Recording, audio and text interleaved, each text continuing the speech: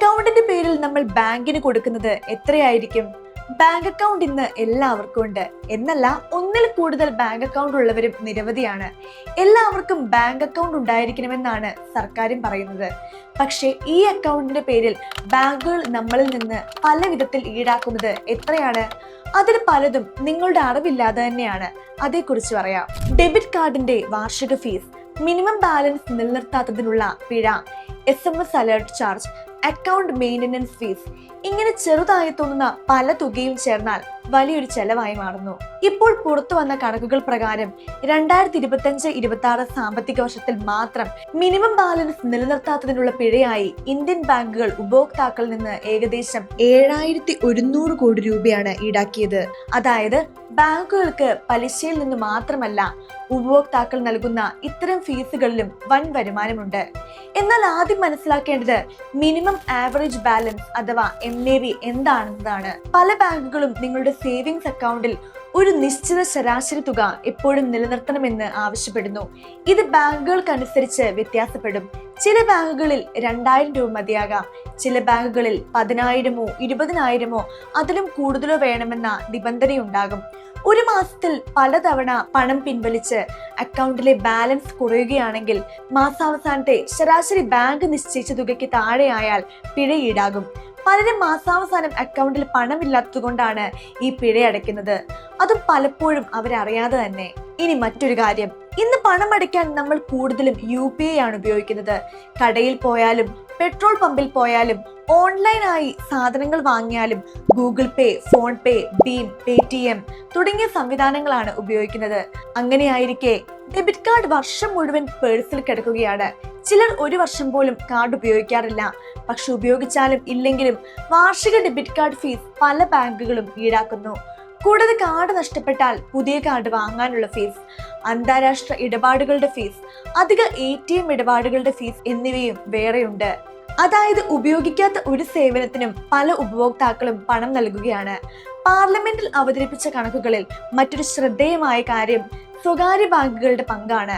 Minimum balance പിഴയായി ഈടാക്കിയ തുകയിൽ ഏകദേശം 70% സ്വകാര്യ ബാങ്കുകളാണ് നേടിയിരിക്കുന്നത്. HDFC bank, axis bank, ICICI bank തുടങ്ങിയ വലിയ സ്വകാര്യ ബാങ്കുകളാണ് ഈ പട്ടികയിൽ മുൻപന്തിയിൽ. പൊതുമേഖലാ ബാങ്കുകളിൽ bank of Baroda, Punjab national bank, Indian bank എന്നിവയും പിഴ ഈടാക്കിയിട്ടുണ്ടെങ്കിലും പല പൊതുമേഖലാ ബാങ്കുകളും പിന്നീട് മിനിമം ബാലൻസ് പെനാൽറ്റി ഒഴിവാക്കുകയോ കുറയ്ക്കുകയോ ചെയ്തിട്ടുണ്ട്. Jan Dhan അക്കൗണ്ടുകൾക്കും basic savings bank deposit പോലുള്ള സീറോ ബാലൻസ് അക്കൗണ്ടുകൾക്കും ഇത്തരം പിഴ സാധാരണയായി ബാധകമല്ല. ഇനിയൊരു പ്രധാന ചോദ്യം, ബാങ്കുകൾക്ക് ഈ പണം എന്തിനാണ്? ബാങ്കുകൾ പറയുന്നത് അക്കൗണ്ട് പരിപാലിക്കാനും ATM ശൃംഖല പ്രവർത്തിക്കാനും ഡെബിറ്റ് കാർഡ് സംവിധാനങ്ങൾ കൈകാര്യം ചെയ്യാനും സൈബർ സുരക്ഷ ഉറപ്പാക്കാനും SMS സേവനങ്ങൾ നൽകാനുമെല്ലാം വലിയ ചെലവുണ്ട് എന്നാണ്. അതിനാലാണ് ഈ ഫീസ് ഈടാക്കുന്നതെന്നാണ് അവരുടെ വിശദീകരണം. പക്ഷേ ഉപഭോക്തൃ സംഘടനകൾക്ക് ഇതിൽ മറ്റൊരു അഭിപ്രായമുണ്ട്. ബാങ്കുകളുടെ പ്രവർത്തനങ്ങൾ കൂടുതൽ ഡിജിറ്റൽ ആവുകയും ചെലവുകൾ പല മേഖലകളിലും കുറയുകയും ചെയ്യുന്ന സാഹചര്യത്തിൽ ഇത്തരത്തിലുള്ള ചാർജുകൾ ഉയരുന്നത് സാധാരണ ഉപഭോക്താക്കൾക്ക് അധിക ബാധ്യതയാണെന്നാണ് അവരുടെ വാദം. ബാങ്കുകളുടെ ബിസിനസ് മോഡലിലും വലിയ മാറ്റമാണ് വന്നിരിക്കുന്നത്. ഒരു കാലത്ത് വായ്പ നൽകി പലിശ നേടുക എന്നതായിരുന്നു പ്രധാന വരുമാന മാർഗം. ഇന്ന് അതിനൊപ്പം ഫീ ബേസ്ഡ് ഇൻകം എന്നൊരു വലിയ വിഭാഗം വളർന്നു കഴിഞ്ഞു. അക്കൗണ്ട് ചാർജുകൾ, ഡെബിറ്റ് കാർഡ് ഫീസ്, ലോക്കർ വാടക, SMS charge, check book charge, service fees തുടങ്ങി നിരവധി മാർഗങ്ങളിലൂടെ ബാങ്കുകൾ സ്ഥിരമായ വരുമാനം കണ്ടെത്തുകയാണ്. ബാങ്കുകളുടെ വാർഷിക റിപ്പോർട്ടുകൾ പരിശോധിച്ചാൽ നോൺ ഇൻട്രസ്റ്റ് ഇൻകം എന്ന വിഭാഗത്തിന്റെ പ്രാധാന്യം വർഷം തോറും ഉയരുന്നതാണ് കാണുന്നത്. ഇനി നമ്മൾ എന്താണ് ചെയ്യേണ്ടത്?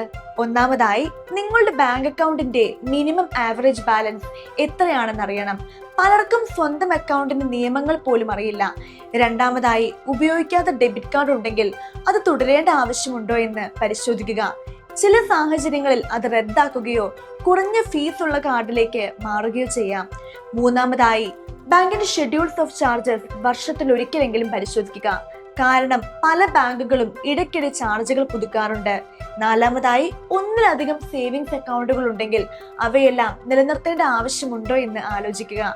ഉപയോഗിക്കാത്ത അക്കൗണ്ടുകൾ അടച്ചുപൂട്ടുന്നത് അനാവശ്യ ചെലവ് ഒഴിവാക്കും. അഞ്ചാമതായി കുറഞ്ഞ വരുമാനക്കാരാണെങ്കിൽ basic savings bank deposit account പോലുള്ള സീറോ ബാലൻസ് അക്കൗണ്ടുകൾ നിങ്ങൾക്ക് കൂടുതൽ അനുയോജ്യമാണോ എന്ന് അന്വേഷിക്കാം.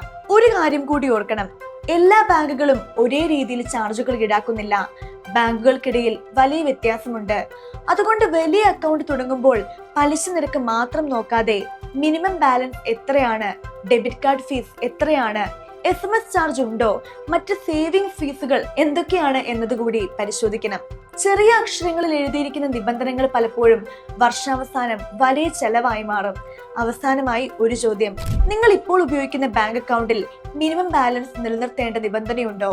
നിങ്ങളുടെ ഡെബിറ്റ് കാർഡിന് ഓരോ വർഷവും എത്ര രൂപയാണ് ഫീസ് ഈടാക്കുന്നത്? അത് നിങ്ങൾക്കറിയാമോ? അറിയില്ലെങ്കിൽ ഇന്ന് തന്നെ നിങ്ങളുടെ ബാങ്കിന്റെ ചാർജ് ലിസ്റ്റ് പരിശോധിക്കൂ. ഈ വീഡിയോ ഉപകാരപ്പെട്ടു എന്ന് തോന്നിയാൽ ലൈക്ക് ചെയ്യൂ, സുഹൃത്തുക്കളുമായി ഷെയർ ചെയ്യൂ. ധനം ബിസിനസ് മീഡിയ ചാനൽ സബ്സ്ക്രൈബ് ചെയ്യാൻ മറക്കരുത്. സാമ്പത്തിക തീരുമാനങ്ങൾ എടുക്കുമ്പോൾ അറിയാവുന്ന ഓരോ വിവരവും നിങ്ങളുടെ പണം ലാഭിക്കാൻ സഹായിക്കും.